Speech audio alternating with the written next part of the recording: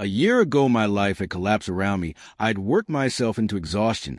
My father died suddenly, and my relationships were in turmoil. Little did I know at the time, out of my greatest despair was to come the greatest gift. I'd been given a glimpse of a great secret. I began tracing a secret back through history. I couldn't believe all the people who knew this. They were the greatest people in history. All I wanted to do was share the secret with the world. I began searching for people alive today who know the secret. One by one, they began to emerge. Do you know the secret gives you everything you want? Happiness, health, and wealth. You can have, do, or be anything you want. We can have whatever it is that we choose. I don't care how big it is. What kind of a house you want to live in? Do you want to be a millionaire? What kind of a business you want to have? Do you want more success? What do you really want? I see many miracles take place in people's lives. Financial miracles, miracles of physical healing, mental healing, and relationships. All of this happened because of knowing how to apply the secret. This is the great secret of life. You've probably been sitting there wondering, what is the secret? I'll tell you how I have come to understand we all work with one infinite power. We all guide ourselves by exactly the same laws. The natural laws of the universe are so precise that we don't even have any difficulty building spaceships. We send people to the moon, and we can time the landing with the precision of a fraction of a second. I don't care if you're an Indian, if you're in Australia, New Zealand, Stockholm, or London, or Toronto and Montreal, or New York. We're all working with one power, one law. It's attraction. The secret is the law of attraction. Everything that's coming into your life, you are attracting into your life. And it's attracted to you by virtue of the images you're holding in your mind. It's what you're thinking. You see whatever's going on in your mind. You are attracting to you.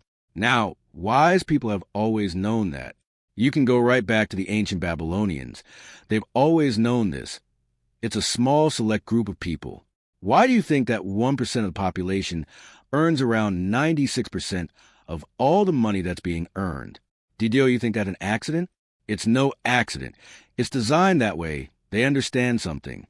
They understand the secret. And you are being introduced to the secret. The simplest way for me to look at the law of attraction is, if I think of myself as a magnet, and I know that a magnet will attract to it.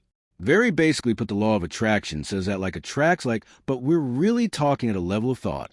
Our job as humans is to hold on to the thoughts of all you want, make it absolute clear in our minds what we want. And from that we start to invoke one of the greatest laws in the universe, and that's the law of attraction. You become what you think about most, but you also attract what you think about most. If you see it in here, you're going to hold it here. And that principle can be summed up in 3 simple words. Thoughts become things. What most people don't attend is a thought has a frequency. Every thought has a frequency. We can measure a thought. And so, if you're thinking I thought over and over and over again, or if you're imagining in your mind, okay, having that brand new car, having the money that you need, building that company, finding your soulmate, if you imagine what that looks like, you're emitting that frequency on a consistent basis. Thoughts are sending out that magnetic signal that is drawing the parallel back to you. See yourself living in abundance, and you will attract them. It always works. It works every time with every person. Here's the problem. Most people think about what they don't want, and they're wondering why it shows up over and over and over again. The law of attraction doesn't care whether you perceive something to be good or bad, or whether you don't want it, or whether you do want it. It's responding to your thoughts. So if you're sitting there looking at a mountain of debt feeling terrible about it, that's the signal you're putting out to the universe. Wow, I feel really bad because of all this debt I've got. You're just affirming it to yourself. You feel it on every level of your being. That's what you're going to get more of. The law of attraction is really obedient. When you think of the things that you want and you focus on it with all of your intention, the law of attraction will give you what you want every time. When you focus on the things that you don't want, I don't want to be late. I don't want to be late. You really are calling that into existence. The law of attraction doesn't hear that you don't want it. And so it's going to show up over and over and over again. The law of attraction is not biased to wants or don't want and manifests the things that you think. The law of attraction is always working. Whether you believe it or understand it or not, it's always working. It's working as much as you're thinking. Anytime your thoughts are flowing, the law of attraction is operational. When you're thinking about the past, present, or the future, the law of attraction is working. It's an ongoing process. You don't press pause. You don't press stop. It is forever in action, as your thoughts are. Creation is always happening.